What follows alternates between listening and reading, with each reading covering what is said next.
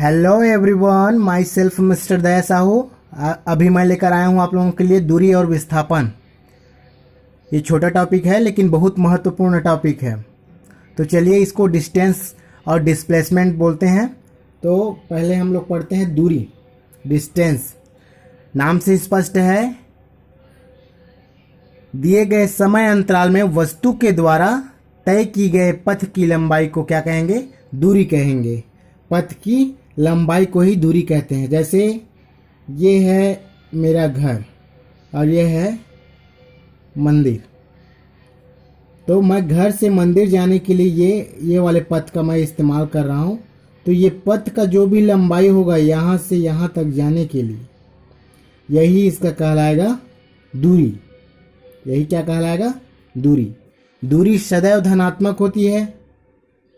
दूरी जो होती है सदैव धनात्मक होती है। अब इसका प्रकृति देखते हैं कि ये सदिश राशि है कि अदिश राशि है। तो दूरी जो होती है अदिश राशि होती है। दूरी जो होती है अदिश राशि होती है। क्यों? क्योंकि इसमें एक निश्चित दिशा नहीं होता। मान लो अगर ये रोड इधर घुमावदार रहता तो हम लोग इधर भी घूम के जाते। तो इसमें परिमाण तो होता है किंतु दिशा नहीं होती, इसलिए ये अदिश राशि है। इसका SI मात्रक मीटर है, क्योंकि जो दूरी है एक तरह से लंबाई है और लंबाई का जो SI मात्रक होता है मीटर होता है। अब इसका विमेय सूत्र क्या हो जाएगा? विमेय सूत्र m0 लेंथ को शो कर रहा है L और ये T0। तो ये हो गया इसका विमेय सूत्र। चलिए नेक्स्ट टॉपिक देखते हैं, विस्थापन, डिस्प्लेसमेंट। तो एक निश्चित दिशा में किसी वस्तु द्वारा तय की गई निश्चित दूरी को ही विस्थापन कहते हैं। अब जैसे यही चित्र देख लेते हैं हम लोग। घर से मंदिर तक के जो ये दूरी हो गया, अब इन दोनों के बीच के निश्चित दूरी को, इस निश्चित दूरी को हम लोग क्या बोलेंगे? विस्थापन बोलेंगे। इस निश्चित दूरी को हम लोग क्या बोलेंगे? विस्थापन। विस्थापन क्या है? इसमें परिमाण और दिशा दोनों होता है। मान लो ये हमारा होम है और ये है टेम्पल। तो घर से मंदिर तक जाने में ये प्रथम बिंदु हो गया और ये अंतिम बिंदु हो गया। तो दिशा क्या होगा? फर्स्ट से लास्ट की ओर होगा। इसलिए विस्थापन जो है एक सदिश राशि है। यह धनात्मक भी हो सकता है, ऋणात्मक भी हो सकता है और शून्य भी हो सकता है विस्थापन। चलिए, तो प्रकृति क्या होगी इसका?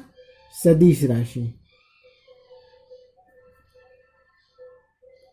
क्यों?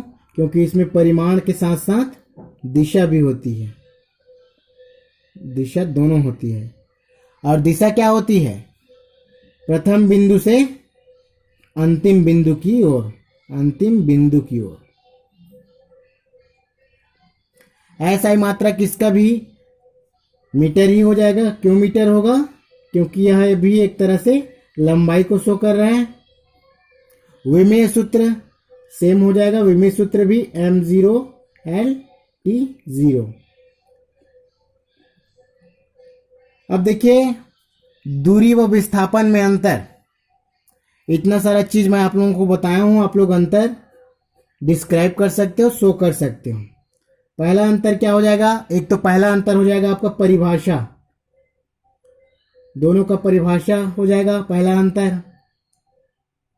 दूसरा अंतर क्या हो जाएगा? मात्रक हो जाएगा। सॉरी, प्रकृति। मात्रक तो सेम है ना? सेम है, उसमें अंतर नहीं होगा। ये हो गया प्रकृति। अब बात करेंगे तीसरा जो है, किस में परिमाण होता है और किस में परिमाण नहीं होता, किस में दिशा होता है, किस में दिशा नहीं होता। तो इसको भी आप लोग बता सकते हो। प्रकृति तो एक बताओगे ही सदिश करके, उसको भी बता सकते हो, दिशा को। अब देखिए धनात्मक ऋणात्मक को बता सकते हो, दूरी जो होती है सदैव धनात्मक होती है, विस्थापन धनात्मक ऋणात्मक तथा शून्य भी हो सकता है। तो ये आप लोग बता सकते हो, 3-4 अंतर आप लोग आराम से बता सकते हो। चलिए आगे बढ़ते हैं। फिर चलिए एक उदाहरण देखते हैं। वृत्ताकार मार्ग में एक चक्कर पूर्ण करने पर दूरी 2πr तथा विस्थापन 0 हो जाता है। क्यों हो जाता है इसको अब हम लोग देखते हैं। जैसे ये है वृत्त, मान लेते हैं वृत्त की त्रिज्या स्मॉल r है, तो हमें मालूम है वृत्त की जो परिधि होती है 2πr होती है।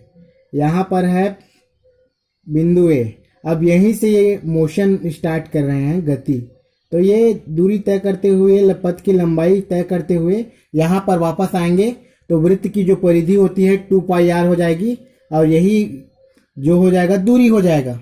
किंतु विस्थापन प्रारंभिक बिंदु से अंतिम बिंदु में जाकर वहीं पे रुक रही है, इसलिए विस्थापन जो होगा 0 हो जाएगा।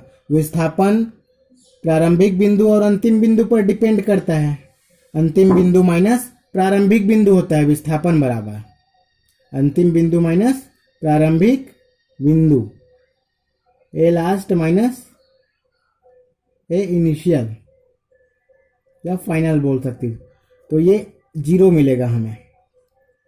क्लियर है? इसलिए विस्थापन जो होगा 0 होगा और दूरी जो होगी 2πr होगी। चलिए एग्जाम्पल सेकंड देखते हैं। यदि वस्तु 7 मीटर त्रिज्या वाले अर्धवृत्ताकार पथ में है, देखिए अर्धवृत्ताकार बोला गया है, आधा वृत्त पथ में गति कर रही है, तो वस्तु द्वारा चली गई दूरी तथा विस्थापन हमें क्या करना है, ज्ञात करना है। सबसे पहले हम लोग आधा वृत्त बना लेते हैं। ये एक वृत्त है, अब इस वृत्त का आधा वृत्त है देखिए, और इसका त्रिज्या दिया है 7 मीटर, है ना। ये ए है और ये बी है। चलिए अब क्या करते हैं, कोई वस्तु है जो बिंदु ए से चलना स्टार्ट करता है किसी वृत्त की परिधि पर और बिंदु बी पर जाके रुक जाता है, तब इस पर हमें विस्थापन और दूरी ज्ञात करनी है। तो दूरी बराबर क्या हो जाएगा देखते हैं। दूरी बराबर अर्धवृत्ताकार पथ की लंबाई, दूरी बराबर अर्धवृत्ताकार पथ की लंबाई क्यों होगा, क्योंकि क्वेश्चन में यही कंडीशन दिया गया है।